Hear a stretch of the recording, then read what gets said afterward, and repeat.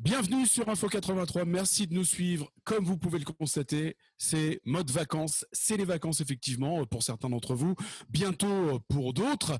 Notre docteur gastro-entérologue Martine Cottina est avec nous. Bonjour Thierry, bonjour à tous. Bonjour Martine, quelle énergie, quelle énergie. Mais que prenez-vous? J'ai envie de dire, mais vous demandez d'ailleurs parce que ça va être le sujet du jour, que buvez-vous Martine Cottina? Docteur Martine Cottina. Qu'est-ce que je vais conseiller de boire l'été? C'est la question. Qu'allons-nous boire cet été? Que nous conseillez-vous? Effectivement, un beau programme, puisque vous savez que, bien sûr, l'eau est nécessaire pour la santé, mais que beaucoup de personnes n'aiment pas tellement boire de l'eau. Alors, justement, on va essayer de voir qu'est-ce qu'on va pouvoir boire cet été. Notamment, il va y avoir beaucoup d'apéros, j'imagine. Alors, les apéros, c'est pas forcément pastis et whisky. Ça peut être d'autres choses bien meilleures pour la santé. Exactement, les apéros, ça peut être effectivement des petites boissons toniques. Si vous mettez du gingembre, du citron, ça peut être assez tonique et assez fort en goût et épicé. Et donc, c'est sympa aussi. Et ça peut tout à fait remplacer un apéro et être très désaltérant. Que nous conseillez-vous? Que boire cet été, Martine Cottina? Alors, que boire cet été? Alors, déjà, il faut faire attention aux jus de fruits.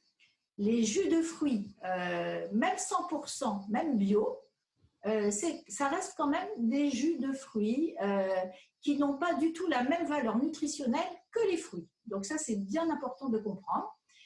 Par exemple, donc, vous avez moins de vitamines, vous avez moins de minéraux, vous avez surtout moins de fibres. Par exemple, avec 3 oranges, vous avez 12 grammes de fibres. Vous faites un jus avec ces 3 oranges et vous n'avez plus que 1,50 g de fibres.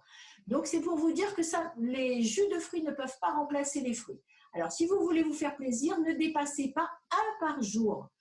Privilégiez plutôt les jus de fruits et jus de légumes faits maison, frais, tout frais, que vous allez faire à l'extracteur ou à la centrifugeuse si vous n'avez pas d'extracteur. Là, c'est beaucoup plus intéressant. Surtout, n'hésitez pas à mettre des légumes avec vos fruits dans ce jus. C'est beaucoup plus intéressant pour la santé et c'est délicieux. Par exemple, je vous donne un exemple, les épinards, les choux, on en met un petit peu et ça ne dénote pas du tout le goût sucré du jus de fruits. Non, si j'ai bien compris, hein, Martine Cottina, vous nous conseillez de mettre en même temps et des fruits et des légumes? Et des légumes, voilà, c'est très sympa. Donc, c'est-à-dire que par exemple, vous faites votre pomme, du citron, du gingembre et puis vous rajoutez une petite poignée d'épinards. Alors, c'est sûr que ça va prendre une couleur un peu verte, mais ça n'aura pas tellement de goût. Et donc, du coup, vous allez quand même avoir un jus un peu doux et sucré et donc qui ne posera aucun problème au niveau gustatif. Et qui sera beaucoup plus intéressant au niveau nutritionnel, bien sûr. Alors, normalement, quand il fait chaud, on boit énormément d'eau. Et si on n'aime pas l'eau, alors que nous conseillez-vous vraiment si on n'aime vraiment pas l'eau? Si on n'aime pas l'eau, une technique très facile consiste à boire de l'eau parfumée. Alors, de l'eau parfumée, je vais vous montrer. Voilà, j'en ai fait justement. Voilà, j'en ai toujours un petit peu dans mon réfrigérateur. Voilà de l'eau parfumée. Alors, de l'eau parfumée, ça veut dire que vous prenez de l'eau et vous mettez à l'intérieur des ingrédients que vous avez dans votre cuisine. Alors là, par exemple, j'ai mis de la verveine, citron, ou alors je mets de la menthe, par exemple. J'ai mis du citron, j'ai mis des petits morceaux de fruits, on peut mettre de la pomme, j'ai mis de l'abricot, j'ai mis un petit peu de curcuma aussi, pourquoi pas, j'ai mis un petit morceau de prune, j'ai mis des fleurs comestibles, hein, comme par exemple j'ai mis de l'oxalis, mais on peut mettre d'autres plantes qui sont comestibles, comme le souci, la capucine, etc. Voilà, et donc on peut jouer comme ça, à la fois sur les couleurs, et puis après vous la filtrez, et puis vous la consommez comme ça, telle qu'elle, elle est toujours très parfumée, et au fur et à mesure que vous changez un petit peu les ingrédients à l'intérieur, et finalement vous changez le goût, et donc c'est très sympa.